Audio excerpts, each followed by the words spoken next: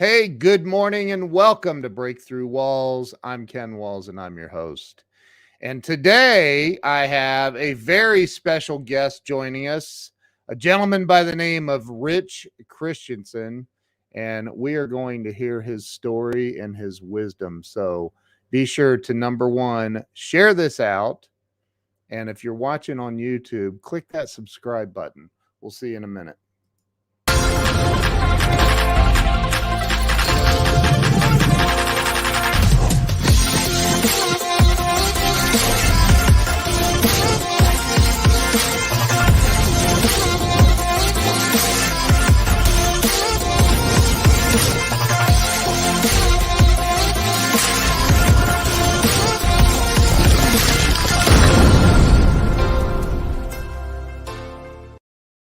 And we are back. Let me bring Rich on. Rich, welcome to the show. Good morning, Ken. Sure, glad to be here. Thanks for having me. It's nice to have you here. So you've got to know, I was talking to my buddy Doug Wing last night. You have to know of the Wing family. Absolutely. As a matter of fact, they're not too far. We live in the same area, and a really good family have just done amazing things. Little giant ladders. Yes. Yeah.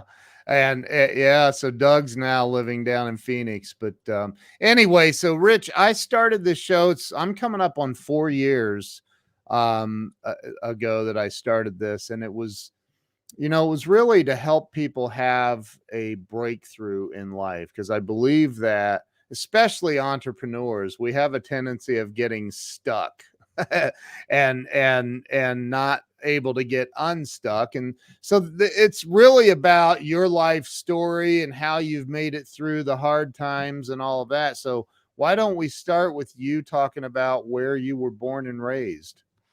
Well, thank you. Thank you for having me, Ken. Yeah, I actually had an amazing life, but very non-expected.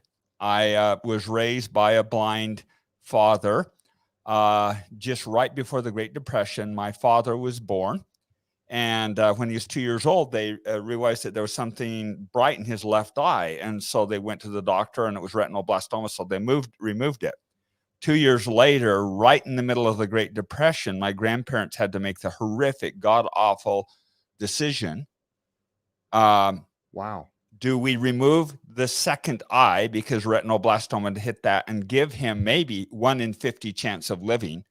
Or do we actually let this little boy see until he's 8 years old, and then he'll certainly die? After incredible disruption, my grandfather won. They would have got divorced in today's world, and they removed his second eye, rendering him completely blind, and he ended up living. And remarkably, I mean, what are you going to do with a little blind boy, right? Wow. In the Great Depression, out on a homesteaded farm with no running water or electricity, they sent him to the school, the blind. It turned out my father had an eidetic memory. A what? And an eidetic memory, which means he could hear something and recall it. You give him a phone number, Ken, he'll recount it to you 30 years later. You give him a street address, he'll tell you. Wow. He learned to play the piano beautifully, was so brilliant that they brought him back to normal high school, where he was the salutatorian of his graduating class. He went on to be the student body president of the university. Then he got a law degree. They'd read it to him, he'd retain it. And he went on to become an attorney with the highest prosecution rate in our state. Judges were afraid of him because he would recite case law from what he'd heard 30, 40 years ago. Oh, so my Lord. That was my father. That was the home that I grew up in, Ken. And he was, not that he didn't want to get married, but no, who's going to marry a blind guy, right? Right. Well, my beautiful mother would. 15 years his junior. Wow. 3 marriage proposals, a beauty queen, moved to this rural community and was teaching art, and my father captured her heart and married her. Wow. And so that was the environment that I grew up. I'm the oldest child of John and Laura Christiansen. Wow. So rural community, Yeah, a very, very interesting backstory, right? That's unbelievable, actually. Like your father sounds like a hero. Not only my father and my mother, Yeah. equally, I don't know, everyone loved my father. He never used to see my dog. He never used a cane. Oh my gosh. Uh, Truly remarkable. And he could hear a car going down the road and tell you what engine it was. So, What? yeah, dead serious. He could hear Wow. the pinging of the engine and tell the type of the car based on the engine. Wow. So I was born into that environment, and at a very young age, I took a lot of responsibility. My father would have me climb underneath the hood, tune the carburetor at 5 or 6 years old, Wow. and a huge tragedy struck our family when I was 6 years old. My mother was driving in a car. She struggled driving, honestly, Mm. and she wrecked more cars. Sorry, Mom. She's passed young of cancer, but she was driving, got in a car accident, hit her steering wheel on her stomach. She was pregnant. When my third son was born, his head came out the size of a basketball. Oh. So she spent 2 years with him at Primary Children's Hospital, where I was completely isolated from us. So at that point, I particularly had to really become the eyes of the ears, connect and protect the family. So from the And age this of was your 6 years, this was your mother? my mother hit her stomach on the steering wheel Wow. when she was pregnant. When she gave birth to my brother Vaughn, everyone says he'll die. There's no way he's going to survive. But my parents just faithfully put in there. She was about 4 hours away in Primary Children's Hospital. And Wow. he ended up living, but it was 2 years of skull replacement surgery and Oh surgery wow. after surgery. And he ended up actually living and thriving. He took my dad's position as the county attorney. Actually, he's Oh an attorney wow. now. But it was crazy couple of years. So at a very young age, I grew up needing to be the eyes, the protective. Although my dad was an amazing man, he could not see what was going on around. He was somewhat emotionally not able to see based on what the environment was. And so at the age of 6 or 7 years old, I had the joyful opportunity of needing to grow up and basically take responsibility for all the form and function. My mom Wow. relied on me very heavily emotionally and basically to fix everything. And although it was joyful and amazing, it was also incredibly complicated. The Yeah. community I grew up in, Ken, there was 2,000 if you count the cows. I never did fit in. I was the weird little awkward kid. All I wanted to do is hit a golf ball and and create and sell stuff. And this was a Yeah. rural community where all anyone wanted to do is buck hay and ride a bull and get drunk on Friday night. And I had no interest in that. And Right. so it was a very interesting, but yet very amazing and difficult childhood. Wow. That's a lot of responsibility to put on a young kid. Like that it sounds like you did you do what normal kids did or other kids did? I don't know about normal, but did you play baseball and all that stuff? And Absolutely. Loved to fish, loved to play baseball. My father was the most amazing father. I remember our mom would always want to involve him. So he'd go get the ball and throw it to my brother. And it was crazy. We became incredibly good fielders because you never knew where the heck that ball was going, you know? So we became really good baseball players. And it was an idyllic childhood, but yeah. also crazy, tragic childhood. It was a lot of bullying from the age of maybe 6 to 10. I don't think there was a week that went by that I didn't get, the crap beat out of me. I spent as junior high most of my time in either a locker or hanging on a hook or in the garbage can. So Oh my it was lord. really a polarized, and again, I don't make this to sound negative because it really gave me incredible strength, fortitude, insights that allowed me to actually, when I did come to my own, really Yeah. have a discipline, the intellect of a father and love of a mother. So Wow. it was an amazing but very difficult growing up. So and this is in, where was this? Where in This was Utah? in rural southern Utah, a little Okay. community called Beaver, Utah. Okay. So you that's where you went to high school, you graduated high school there and all of that. Did you end up going to college? I did. I went and I got an electrical engineering degree, Okay. and then I also got an MBA. Wow. In engineering. That's correct. Wow. Okay. You don't strike me as the engineer type. Oh, definitely. Yeah, I spent 5 years in a rigorous electrical engineering program, and actually, again, the discipline of a highly intellectual father, Yeah. an artist mother. I had the opportunity to be the bridge and verbally paint with words for my father. Yeah. So it was my growing up provided this beautiful set of contextual skills, and much of my identity was framed by those two amazing parents in our Yeah. home. I mean, it was not acceptable to get an A minus. It was never said. It was just like, come on, look what we gave you. It's like, get up with it. And so I don't think my parents ever had to get after us, but all four Wow. of us brothers excelled academically. Wow. So you got through, you got out of college, you got your MBA, and where did things take you from there? I spent the first half of my career in the corporate world. Okay. I got a couple of amazing breaks, super blessed. I wasn't the smart, I wasn't the brilliance of my father, but I Right, right. certainly had an intense work effort. So I got a break at a very young age, and I kind of advanced through the careers, got right in the first movement of computers, and particularly connectivity. So Yeah. the first one, they're connecting computers. I was one of the first to learn how to connect Apples to Macintosh, make everything work. So I installed networks throughout the world. Ended up being a director of online product services at Novell. And then young age, I got the break to be general manager of Mitsubishi Electric's PC division here in the US.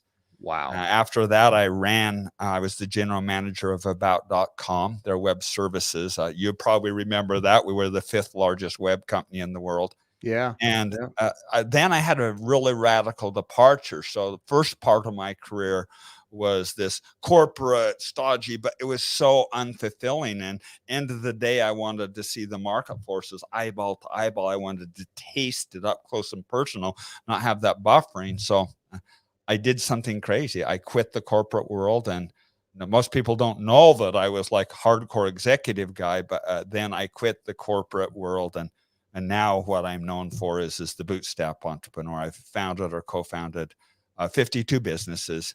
19 have failed, but 17 have become multi-million-dollar businesses, all starting with $5,000 to $10,000 of capital. So two very polarized different worlds. Yeah. Wow. So, Seems to be the theme, doesn't it? well, I think yeah, I mean, I think, I've had I'll say a couple of jobs working for people as an adult, but for the most part, I've always been an entrepreneur, and so I can't relate to now. My wife worked in corporate America as VP of marketing for a couple of giant companies. And I've heard the stories, and I'm like, they said that to you and you didn't punch them in the nose? Like, really? Yeah. Like, like I cannot relate to having a job working for somebody. So when you left, you said that was there a big upheaval? What happened? What made you say, I'm out of here and I'm going to go do my own thing? Well, at the very core, from the age of 4 or 5 years old, I'd mentioned I was a weird kid, but I could not help myself. And later in life, I discovered the impact of that. My dad even thought, "You're the weirdest little duck I've ever seen." Just like, it's like I'm melting candles, I'm going around selling them, I'm catching night callers and putting up posters and selling Yeah. worms. I mean, I just couldn't help. I was creating my own lawnmowers businesses. Man, when I was a kid, I created so many businesses. So it was just in my heart, I couldn't help but create. And Yeah. so the Yeah. entire time I was in the corporate world, I was just honestly dissatisfied. Yeah. really frustrated, and yet really wanting to secure my family and, provide for my family. I married just my childhood sweetheart, deeply in love, and she had known I'd always wanted to do this, but we started our marriage with $500 in a Dodge Colt that had been totaled 3 times. So it's like I had to lock down my family. As Yeah. soon as I'd paid off my home, my wife and I were going on a walk one day, and I was moaning and groaning about the job I was in, and I was getting paid really well. But she finally stopped me, grabbed me, and shook me and looked me in the eye and says, "When are you going to do it, Rich? When are you going to do it? When are you just going to have the courage to do it?" And so 2 weeks later, I quit. I was making I felt like I was making as much money as God at that point, but I quit that job 2 weeks later, and that was the beginning of my entrepreneurial journey. Although financially I was doing well and prestige I was doing well, I just wasn't fulfilling this creative art and expressing, and like I said, tasting that the market forces eyeball to eyeball. Yeah. My wife is on here. She says most kids don't do that. Good for you. I don't know what that was referring to, which part. But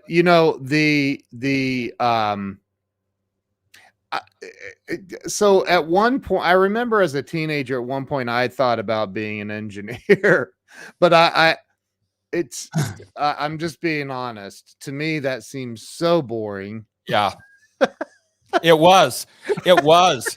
Actually, it was. It's interesting how I got there, because in high school, I just aced everything, but I took this one class. It was like in vocational education, weird, and I didn't understand electricity and electronics, and it was the only thing I got like a B- on. So when I went to college, it says, I want to understand that better. And it was brutal. It was really hard. I went from straight A student to barely getting Bs, and I remember in my junior year, I'm getting ready for the weekend. I'm so freaking excited. And I go to all my nerdy friends and I say, "What are you doing this weekend?" And they says, "Oh, I've got this hot date. And I'm going skiing and I'm going to do all this fun stuff." And they looked at me and says, "Well, we're programming our calculator to do bipolar cross matrix conversion." And I thought, you weirdos, you geeks, man, if I can get through this major and still talk normal, I'm going to do really well. And in my senior year, right before I'm graduating, a young kid comes and said, "What you doing this weekend, Rich?" And he says, "I got this hot date and I'm going skiing. I'm doing this one thing." I says, "Oh, I'm going to do some homework. I'm programming my computer to do." But I just became one of those guys. So I was never a very good engineer. I was an okay engineer. I was a mediocre engineer, but it turns out my MBA served me very well. I was an amazing business mind and could dissect markets like no tomorrow. So that combination of a deep technology coupled with a visceral understanding of the markets allowed me to cross the chasm and gap that is so disparate. Lots of business guys, lots of engineering guys, very, very few that could cross the chasm. So my entire career was really built on that, Ken. Wow. And my wife was referring to starting a business as a kid. Yes, I totally agree that most kids don't do that, especially in today's world, but we won't go there right now. So your wife shook some sense into you, and you quit the engineering job, and then you talk about, because I can remember, I remember clearly, and I'm sure you do, the day that I decided I was going to start my company. And I wasn't as fortunate as you. I did not have $500. I had, in fact, way less. I had $20.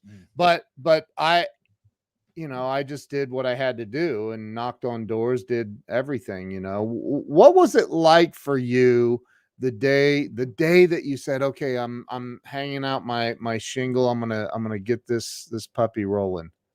Well, it was exhilarating, terrifying, Ken, all at the same time, keeping in mind I was midway through my career at that point and was fairly well established. I actually at that point did quit. I had my home paid off, and so I had a year one way build up at that point. And 2 weeks into the experience, I'd started the business. 2 weeks into it, I blew my Achilles tendon.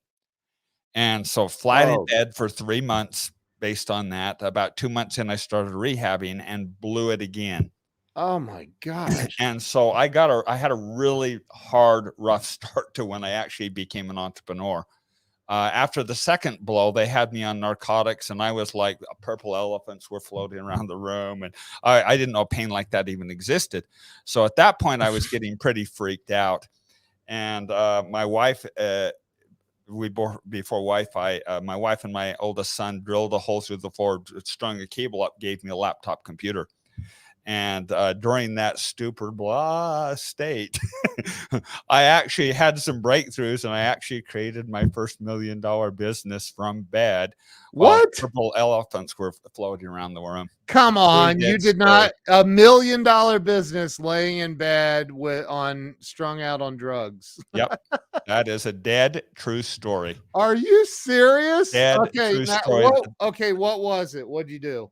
Well, I Wow. was working for about.com, and Google AdSense had just come out. And so this ability to sell, and I'd seen it, and I had seen that there was an arbitrage operating. So, I mean, it wasn't very sexy. So you're going to lose all respect for me, but it was basically a quarter machine.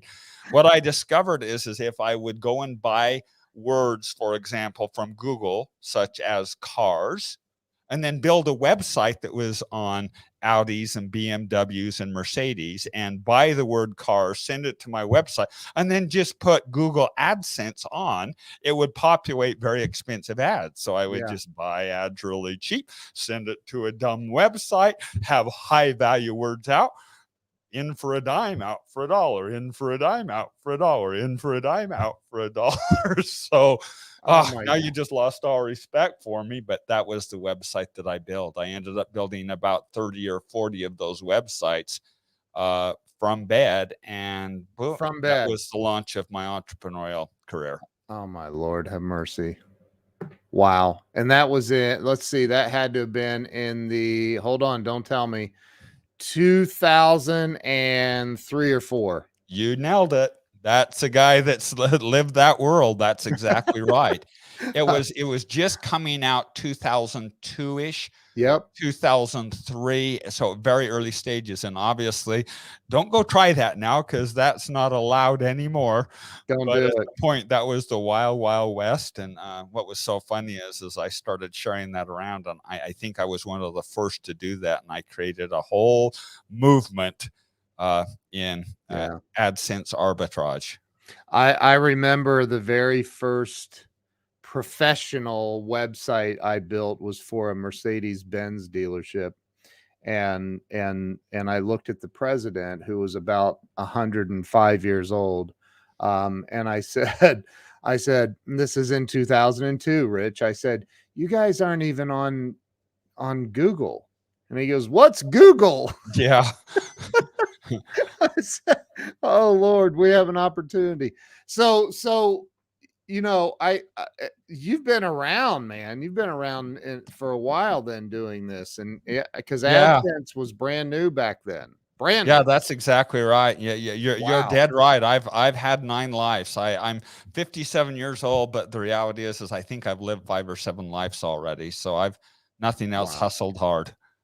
So you you did the AdSense thing from bed, strung out on pain pills because of I keep saying strung out. That's inaccurate. You were on pain pills because of an extreme amount of pain from blowing out your Achilles twice. Right? Twice. That's crazy. And then what happened from there? So now you had $1 million business. I'm apparently eventually you got out of that bed. Where did you go from there, and how long did that take to do all that? It's recovery? 1 year in bed. It's you mean how long was the Achilles tendon? The first time it's like a 3-6 months down, but then they had me down because they had a complete rebuild. So there was a lot of pain, a lot of working through a lot of issues there, but it was a joyful time because it gave me a chance to reflect, and again, in hindsight, kind of work through it and marry the business and the marketing. And so that really was the launch of my entrepreneurial career. And, from there, I pushed into it in 2000. You're aware, in 2012, I launched a best-selling book on my protocol of how to, called the Zigzag Principle. It became, I think, number 5 bestseller in the business category on the lean startup process of how I approach a business. And so, unlike most people, they want to go raise a bunch of capital. I just don't do it. That's not my model, because I want to fail really efficiently. So at that point, I just would begin looking for underserved opportunities. I discovered most of the time, if I would go create something that was a lot harder hit. So I would look for, where is there a broken problem and how can I improve it? And in all transparency, my businesses, I create these dumb little 1, 2, 5. I think the biggest I've created is maybe a $15 million business. But so they're just dumb little tinky businesses. But, for most individuals, it works out really well. And so a $15 million business is not a dumb little business. I'm just going to throw that out there, Rich. Well, most of them were just little $1, $2, $3 million businesses. But again, that's my passion is the creation process. It's breathing into life. And honestly, when I realized I could get probably more liquidity if I would have grown up, but I get bored at 15 to 20 people. That's where the magic happens. So I've just gotta say that it was really joyful. And again, what I love is the creation process. I think that, Ken, because a lot of people know me for this work with lean startup, but I've moved to the point that I'm kind of bored with it. I'm not doing a lot with that. And at the very ultimate fray, my biggest passion was always my family. I raised 5 sons, adopted a little Sherpa girl. And I had a key mentor that had pulled me over to England and had given me a lecture. I was way out of balance. I was frying my family at that point. I was doing 200 or 300 frequent flyer miles and really out of balance. And he pulled me over, had me fly 22.5 hours and sat me down for this lecture. Rich, you can replace anything in life. You can replace cars and jobs and money and businesses. You can't replace your health. You can't replace your trust relationships. And most of all, you can't replace your family. Go home. You're fired if you're back in work the next 2 weeks. And off I went. That conversation totally reframed my life to the point that, yes, I've created a bunch of businesses and it's super fun and important, but honestly, it's just meaningless compared to what's really important, and that's the family aspect of it. And it's the biggest fear I see with entrepreneurs now, Ken, is these guys that jump all in and they fry everything and they melt everything down, and they get to my age and it's like, we're not tied. Well, we aren't. What's most important to us is our connection to God. It's our relationship with the people that we love, and it's our health. Yeah. And so the big fear that I think many entrepreneurs I would have is over baking it. Yeah. And it's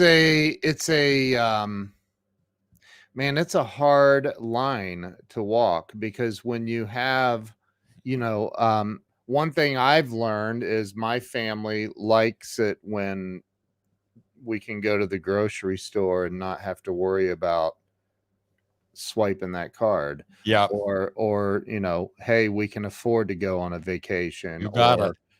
So I think, and Grant Cardone is a friend of mine. And he's a nut about you need more money. You need more money. And I do agree with that, because most people don't have nearly enough. And so how do you, and maybe I'm jumping too far ahead too soon, but I'm going to ask it anyway. How do I ask this? Where's the line? Like, I got the answer to that, brother. Okay. Well, hey, well, you know I what? love You're at least going my full screen. angle to the answer. I have a friend that I love how he makes this statement. How's the best way to help the poor? Yeah. And then he says, well, stop being one of them. Yeah. Abraham And Lincoln said that. Is that well? Okay, I don't know where that came from, but you know Yeah. what? It's a great philosophy. And the reality is I think you got to kill it and put the effort in. part of the zigzag principle. It was a methodology of how to get to profitability. But I really think that the way that I've lived life is really healthy. And it is, most people try living this balanced sequential life. I'll get up at 8 or 7:30. I'll take a shower. I'll read the paper. I'll have breakfast. I leave right at 9. I get home at lunch at 12. And just this very imbalanced sequential life. For me, that's not balance, and you don't get a lot done. So I really love how I've lived my life and got a lot done. It's to extremes. I've just got done having COVID. So I've been sick as a dog, down, out, sleeping 12, 14 hours a day. Yep. Out of balance, right? Yeah. But the week prior to that, I was with the university that I chair, and I was killing it. I wasn't sleeping 2 or 3 hours a night for 3 or 4 days. Prior to that, I was on a trip with my wife doing some spiritual retreat. Prior to that, I was launching the content for Legato and filming and interviewing and traveling and all over the place. Next week, my wife and I are going to go and have our anniversary trip. And we're going to walk the shores of the beach and hold hands and overeat food. I think that the best way to live balance is extremely cross the line of balance as frequently as possible. That allows extreme pushes, conversations with your kids. Hey, the next 2 weeks I'm going to be traveling, killing it to get the business going. But when I get back, man, we're going to take a whole weekend and we're going to go frisbee golfing and skiing and quality time. And I'm going to cook you dinner, followed by, oh, now I'm going to do my responsibility. So my approach to balance in life is extremely out of balance, but cross that line of balance as frequently as possible. Wow. And is it richchristiansen.com? Is that the main website address, or is there a different? That's old. That's information on me. All the content that I've been publishing, Ken, on particularly families, building families, unifying the framework of how to stabilize your family, non-traditional family and tribes, is at Legato Family, LEGADO family.com. That's my most current content. Okay. My concepts of zigzag principle is zigzagprinciple.com. So okay. The protocol of how to start a business and then also balance in life is at zigzagprinciple.com. So is that linked from legatofamily.com? As you're aware, Ken, I've written a number of books, and my lean startup modeling is the early stage stuff. And so all my businesses I've created and lessons learned I put there. But as I've got older, particularly, and I think you and I had a private conversation that a couple of 3 years ago, I had a major life interrupt that threw me to the floor, that caused me to really analyze and see what's vital. And so I sold all my companies. And the last 2 or 3 years, I've been working on what I think is the most important content of my life, which is the bigger, deeper context of how to set a framework to stabilize our families, non-traditional families and tribes. And you were, and I, if I was a better host, I would have had this box in my hands. But you sent me this beautiful box of things. Tell me what that is. It's still in the box.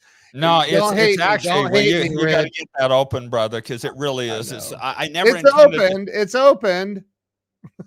Yeah, I never intended, honestly, to share this. As my wife and I were about 5 years into our marriage, it became very apparent we were going to have some pretty significant success. And at that point, I was earning more than my father and her father at the end of their career. And we were terrified we were going to dork up and screw up our family. We were terrified we were going to do entitlement. So we went looking for a model. And my mentor at that point was Stephen Covey. I think you know Stephen. Oh, yeah.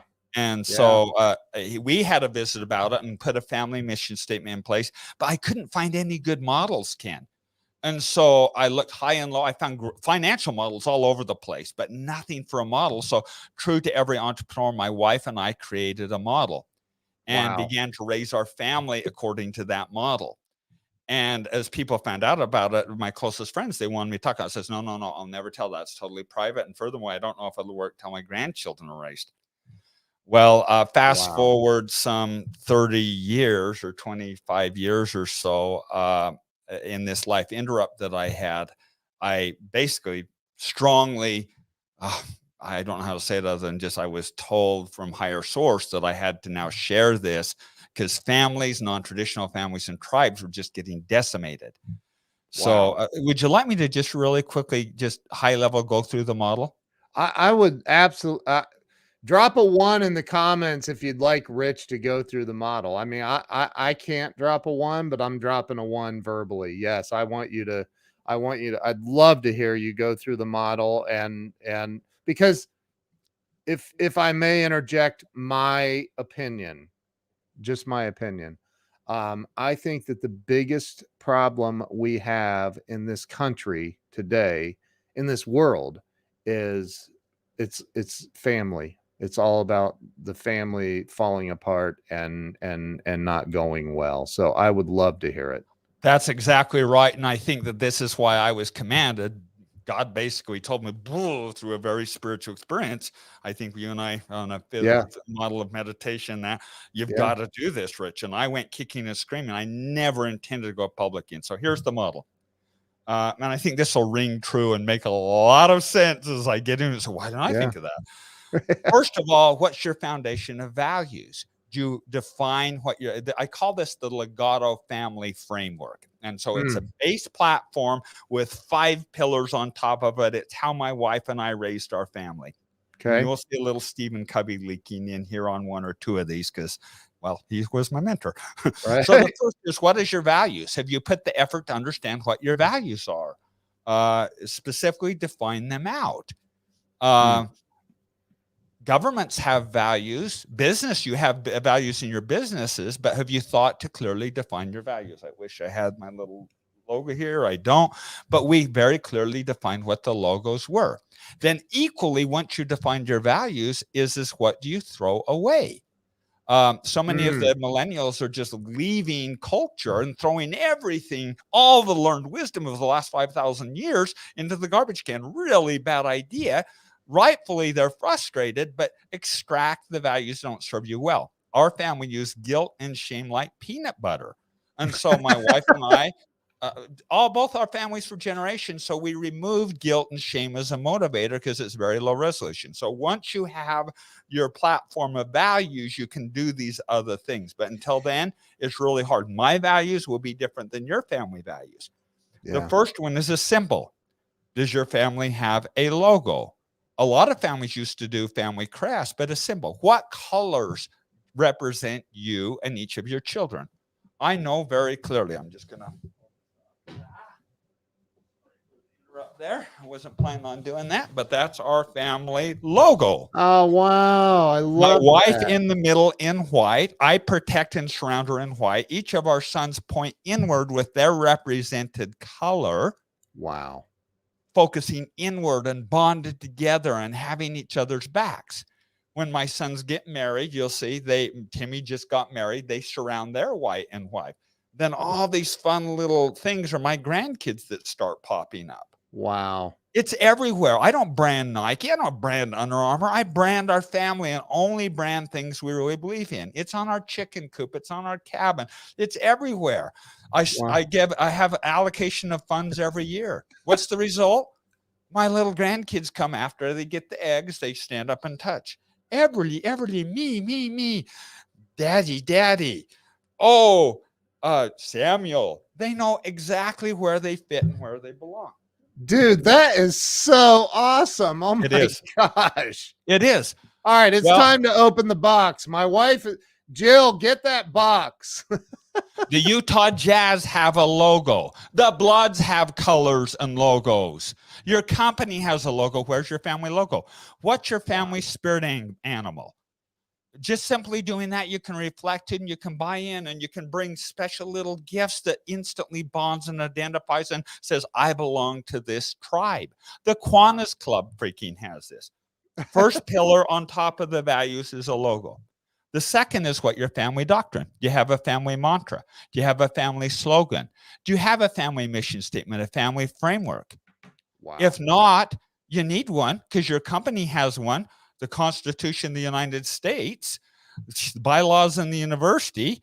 The Kiwanis Club freaking has doctrine. Where's your family's doctrine that grounds you and understands how you behave in the family?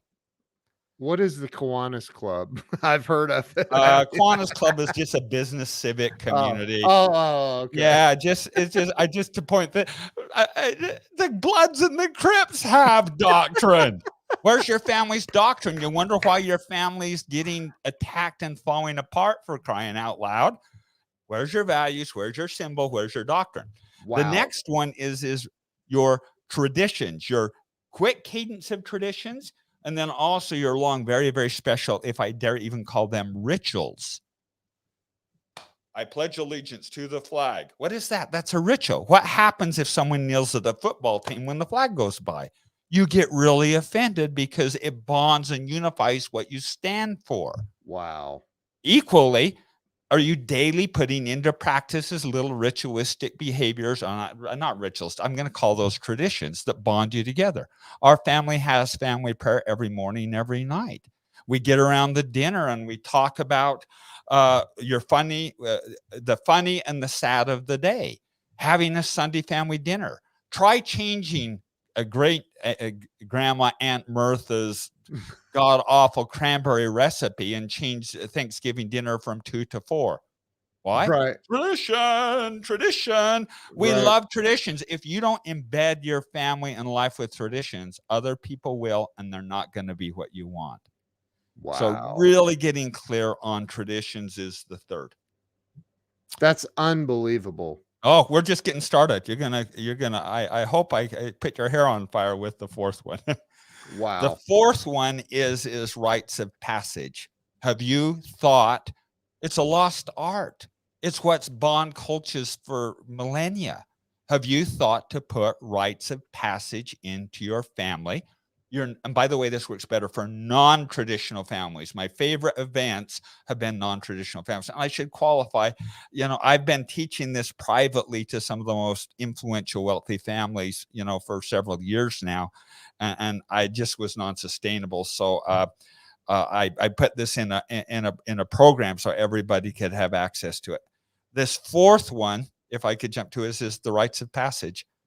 Ken, would it be okay if I just kind of quickly highlighted the rites of passage from our family? Yes, because I'd like to understand what you mean. What do you mean by rites of passage? Rites of passage are very special, unique, once in a lifetime events that teaches a key learning. Okay. And again, it has to be tied into the values. Okay. And these other three, symbols, traditions, and traditions, doctrine, and symbols, all support it. But it's the big ultimate life learning.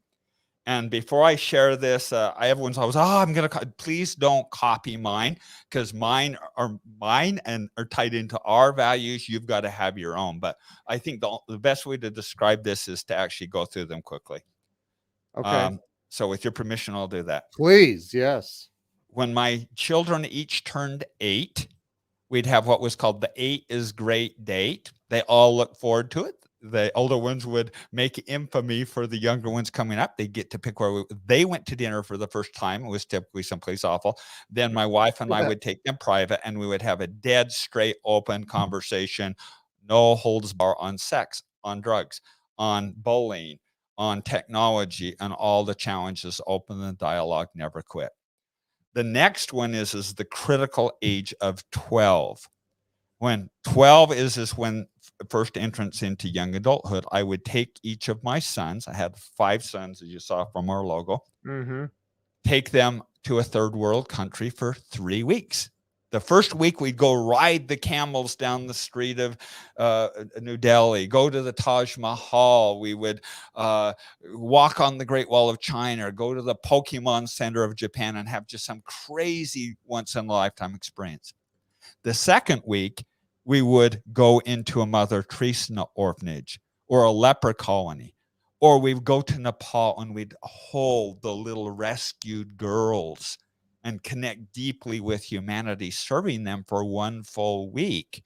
Wow. Those little girls in Kathmandu had been rescued from sexual slavery, or they were going to be killed and their organs harvested.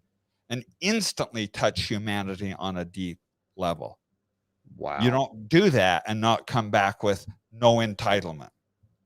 The third week, as we're traveling back, my sons and I would have a talk and conversation. What does it mean to be a Christiansen man? In our family, it's protect, provide, create white, safe space for women, and fix a lot of stuff. And so that becomes the context of what it means to be a man. And all they have to do is say, fixing dad, providing dad, safe space dad. And so they know what it means to be a Christiansen man. They asked me how much entitlement there was with my kids. They went back 12, came back 26. No, they came back 36 because they just had context on what the world looked like and deeply bonded to me.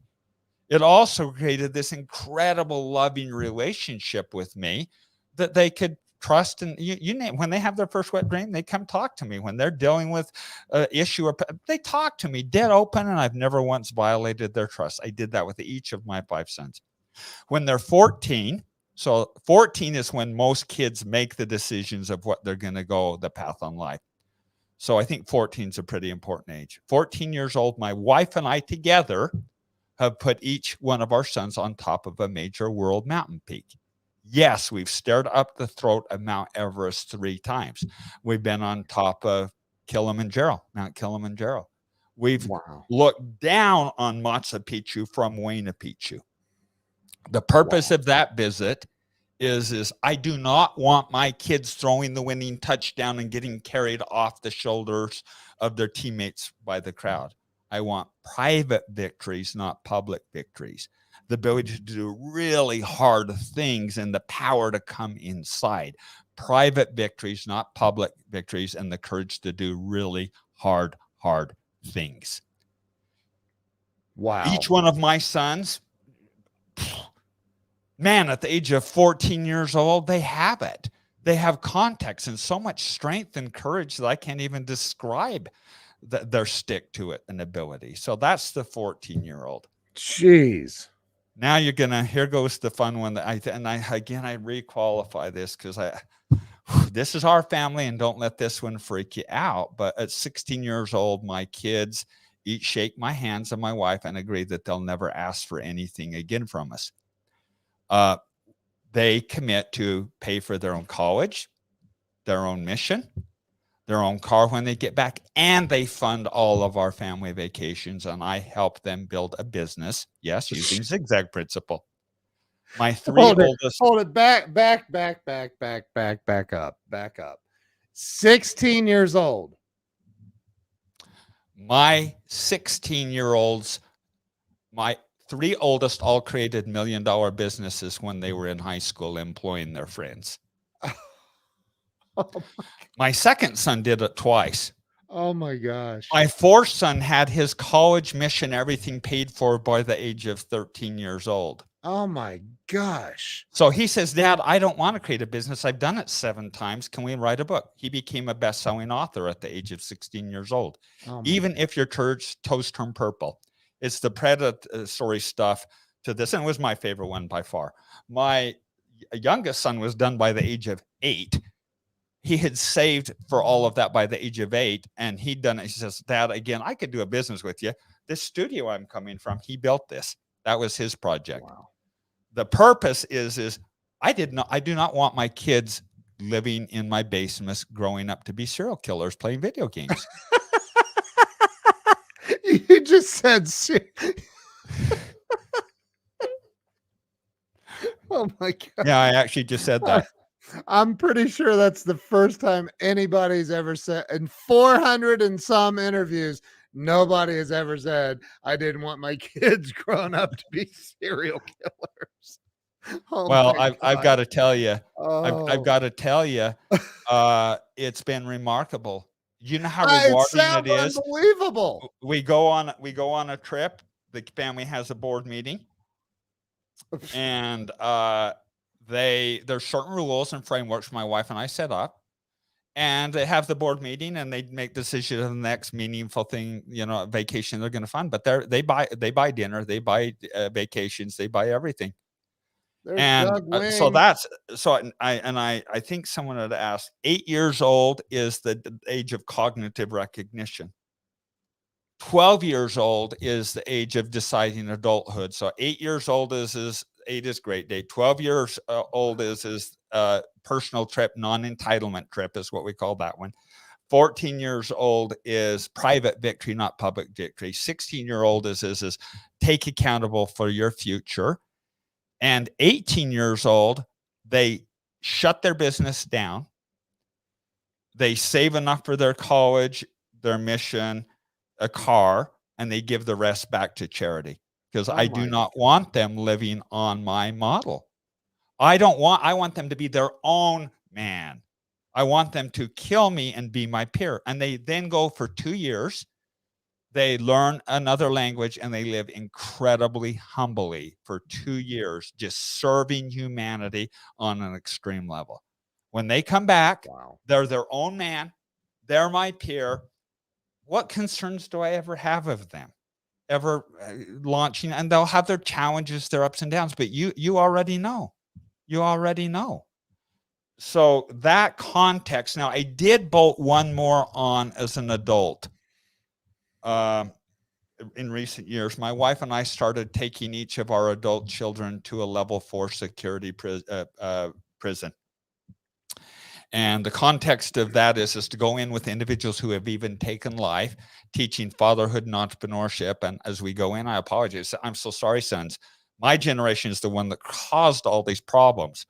The social injustices, the misogyny, the destruction of the environment, even this terrible problem of prisons of individuals of not rehabilitating but causing downward.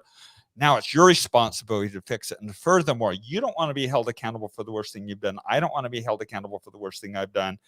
And so let's all have second chances and do what we can to fix these terrible big problems. So sorry, here's my problem. Go fix it.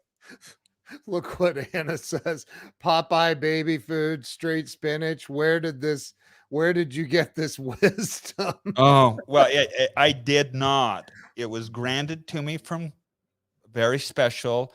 It was very private. This was never to be shared. But then in this experience I had 2 years ago, I knew I had to frame this out. So that's the rites of passage: 8, 12, 14, 16, 18, and then young adulthood. And don't do mine. Do your own stinking ones that have your own values. But I have a question, and I want to. And Doug Wing is on here, by the way. He's saying hello. Hey, Doug. We know each other vicariously, and we've crossed networks a bunch. Yeah, and he's served 2 missions. So there's a question. I'm gonna put it back up on screen as soon as I find it here in the comments, because I know it's an important question that not just me, but everybody that's watching, and I'm sure you hear this all the time, and that is right here. What do you do if your children are already grown? Oh, my favorite at all. I had one family that they came in and he says, you're showing up as teenagers. I dorked you all up. He was on his 3rd marriage. He says, we're coming together. They came. It's even more profound. And you go and you work it and heal and solve. You set the context for the next generation. And you begin setting the foots right now. When's the best time to plant a tree? Right now. And it's amazing how much of this can be stabilized, even with your adult kids, and you can reenact. I've had there's one individual that I worked with, and I'm not going to say who it is. He's very, very well known, very famous. It'd blow you away if I told you it was, but he had a couple of sons, and they weren't even able to talk. They wouldn't even communicate with him. After hearing this and doing this, he was deeply moved, and he convinced us to come. He took them for 3 months, went through much of it that month. And when he got back, I not kid you not, I got a 5-minute voice message of him weeping and crying and expressing the healing that had taken place with these roustabout teenagers that were in deep problems. So it is never too late. And my heavens, even patiently. By the way, Ken, this is what the box is, the framework, how to model through every single bit of this, brother. So that's what's in your box. But I got one last pillar that I haven't talked about. I don't know if I can handle another one. Oh, it's super simple. This is the boring one. The last pillar is simply the financial models that most families do not know the secrets. Do you have a family constitution? Do you have or even know what a family bank is? How the office work? What's the way to wealth? How do you do this so you don't screw your great grandkids up with your money? We'll never give our money away. Our money now, because this trust now, it pays for our legacy cabin. It pays for that family logo into perpetuity to get updated with each family. I just did it this last month. Each family gets the family updated and brands the family into perpetuity. Each family gets $1,000. It'll even pay for a family vacation and fund every one of those rites of passage for my grandchildren, my great-grandchildren, my great-great-grandchildren, my great-great-grandchildren, and it becomes a stewardship. So that's what the fifth pillar is the financial model and structure of how to do this. Can I go through them again? Values, throw the bad values away. What's your symbols? What's your doctrine? What's your traditions? What's your rites of passage? And then the structure to support your posterity into perpetuity. That's the Legato family framework. And that, my friend, is what's in your box. The box is getting opened today. It's been opened. I looked at everything and I was like, I don't even know where to start, and I'm busy. Yeah, it's the most important thing I've done. I can hardly, everyone wants to talk to me about starting a business and lean startup. And it feels like it's eating a all-day sugar sucker when what I want to eat now is steak and lobster, you know? So it's like, this is the real stuff. And it's where real happiness comes. I mean, am I accounting, going to count my bank account? I mean, my daughter-in-laws kiss me on the forehead. They kiss me on the forehead. My sons squeeze and hold me and don't let go. And I guess we all feel a little bit, you know, that way about our kids, but it's like, man, it's just amazing. They're going to lap me 5 times in their lives. And if we can just freaking stabilize our families and our non-traditional families and our tribes, then that will solve a lot of the big social problems and the visceral divisiveness we got going on in the country political. The way we solve this is actually solve it at the family level. Wow. Class dismissed. I don't like Rich. Wow. I don't even know what to say. Like I'm sitting here speechless. That doesn't happen, man. That is absolutely incredible. A question that I have is,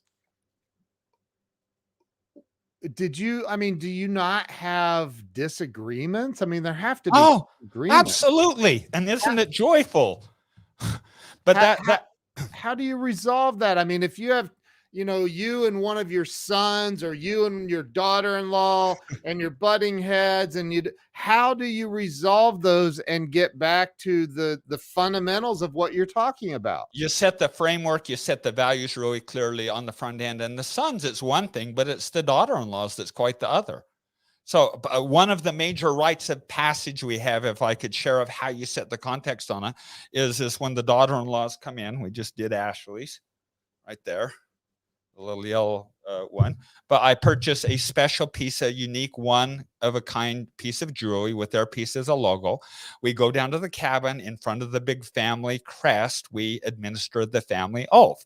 And in the family oath, it discusses and says, I commit when I have disagreements, when I have hurts and wounds, which will most certainly occur, that I will take time, take pause, and I'll come out with a reaching open heart. And we'll always turn back to the family. Yeah, I mean, that's life, brother. Life is conflict and confusion and frustration.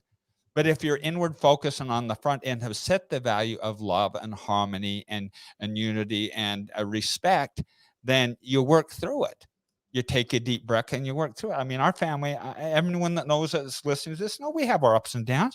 We have our issues. We got a little grandson coming right now that we're not sure if he's even going to make it. It's straining our family's tinsel straight to the point we wonder if we're going to crack. But I can't wait to put little Cameron on there.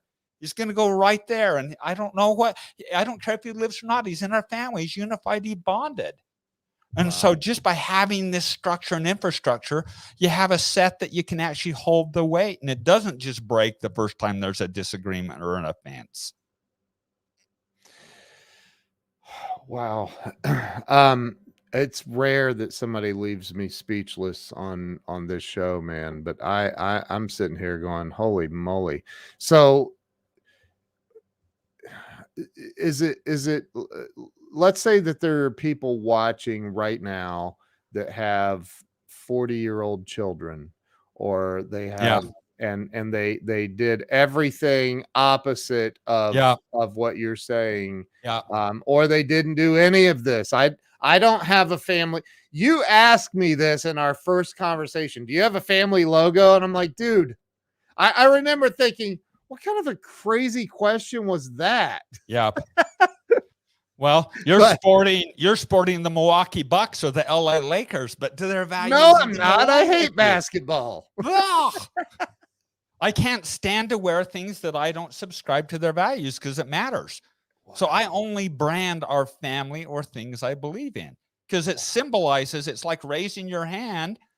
This is what I stand for. And if you don't have something for your family, your non-traditional, and equally, if not important, your tribe, you and Doug and your friends, they should have some little logo to say, this is what we stand for. This is what we're out. You and I should get one saying, hey, we're meditators, man. We get zoned from meditating. Right.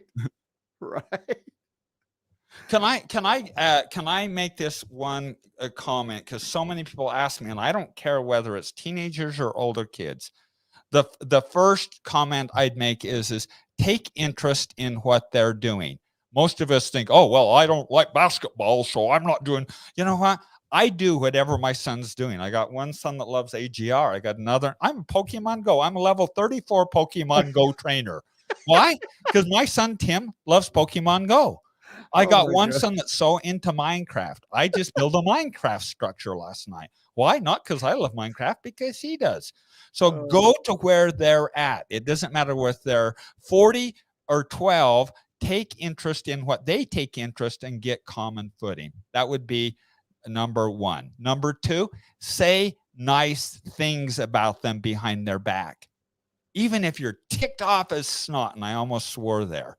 But even if you're ticked off, go say really nice things about your teenager behind their back to their friends. Go say really nice things to this strange brother that you're frustrated, and say nice, positive, building things about them behind their back. Number three, love fixes it. It's amazing how quickly relationships heal when we pour love in. It's like a glass of water. I got a glass of water and a snot ball or a hairball gets in it. What most of us do is we go pick at it, and then it gets all gross and disgusted. No one wants to drink the water. You know what? All we have to do, Ken, 9 times out of 10, if we just pour love, water in, the snot ball flows out and it's gone and the water's clean. And those are the 3 pieces of advice. And most of the time I get it with teenagers. So I can't even stand to be in the same house as my teenager. I want to kill them. What do I do? And I think if you use those 3 tips, and I don't care if they're 14, 24, 34, 54, 74. I had one, I told you about this high profile individual, his sons, and he would not even speak. They came back singing, dancing, laughing, planning another vacation next year to go through Europe together. Wow. Wow. Is it perfect? No. Be patient. Rich, first off, wow. This has been man, this has been life altering for some people, including me. Thank you. Well, I have to tell you again, I was going to be private on this, but it's so deeply needed now. It's my contribution to healing this nation, to healing this world, to healing key relationships, and getting some joy back in this misery fest that we call life. You said misery fest. Oh my gosh. Now, did you allow your kids to spend a lot of time watching the news? No. Yeah, well, you know the answer to that already. We don't. That was rhetorical. And social media too. It's like, phones, and none of my kids are involved. Matter of fact, my biggest gripe is I can't get them to pick up their phone when I'm calling half the time. So, wow. Rich, everybody needs to go right now to Legato Family, and I think your somebody on your team posted something earlier. Kelsey, maybe. Yeah. I'm And looking for it. And Ken, if you'd like us to get like a free little like the framework or some stuff to help you, we'd be happy to do that. How can people? Well, so I think there's going to be people on here that want to learn from you. Is this so? I have it up on screen.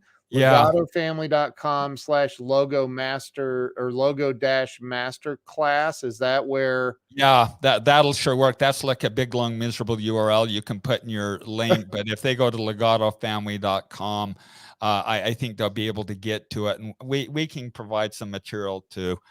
There really is multiple ways to engage, and in that box I gave you, that was worth $1,000, by the way. So get that open and have a blast because it walks through this whole thing. Oh my But there is God. an online program, and that's about $1,000 to walk all the way through. There is a master class where actually 8 sessions walking you through all the way of helping you build and get your logo, helping you get the family. Walking you step by step, really fun exercises of how to do it. Wow. And get you all this whole platform infrastructure set up for your family or your tribe or non-traditional family. And then the next option is we are doing some very limited live events. So Are you so I need your help moving an electrical outlet. Are you going to be in Ohio anytime soon? if I am you're totally cooking steaks and lobster, I think I'll probably be there. And Ken, I'll do anything for you, brother. You're So I'll help awesome, you move man. an electrical outlet. I'm totally kidding. Dude, you are incredible. I said that to myself. Oh, I said it out loud the very first time that you and I talked on the phone for, I don't even know, it was a long time. And I hung up and I remember saying, wow, that was incredible. I And felt the same way, Ken. I felt yeah, the same way. I mean, we connected on a level. You're doing a lot of the practices I am to yeah. get clarity. Dude, you're amazing. Thank And the you. downloads that you've received from God or wherever, whatever, however anybody wants to define it. It's absolutely amazing. And steak and lobster is on me anytime you want. So, like for real. So everybody go to Legato Family. I'm looking over. Oh, so is it like under Get Started resources, or do you know where can we send everybody? Go to legatofamily.com and I'll make sure that there's a link there. And if do you have a link that you put in your program somewhere so people can get, or is it just all visual? No, there I'll have it on the podcast platform too. So Great. Well, if I they just go to upload it. legatofamily.com and probably Get Started will be there. So I'll just have them put a link there. Okay. I will. So Camilla, can you everybody make go sure over that and check it happens? out. There's a lot of information there. That's unreal, man. Absolutely unbelievable. Rich, you rock, man. Thank you Thank you, so brother. much. Yeah, I really mean that. So stay with me. Everybody who watched this, please share this out. If you've not shared this out, redeem yourself right now and share this out. Families need this information. Could I make one last request, Ken? Is if you Please. are aware of any groups or institutions that are trying to get and solve this problem, if you know like-minded individuals, particularly thought leaders that are looking to try address and stabilize, I would love to have a visit with them. Wow. That's amazing. I'm okay. We're gonna like everybody on here commit to it. We're gonna blow this up and blow you up, man. This is absolutely amazing, Rich. Thank you, Amazing. brother. Thank you, man. I And thank you appreciate it. everyone so much for sharing and watching and commenting. This has been incredible. So Rich, stay with me if you would, and I'm going to end the live stream. And again, thank you to everyone who's watched this and been with us. This has been incredible. Thank you, Rich. Thank you. We'll see you guys later. I don't even know if I have a show tomorrow, but we'll see you guys later. Thanks so much. Bye-bye.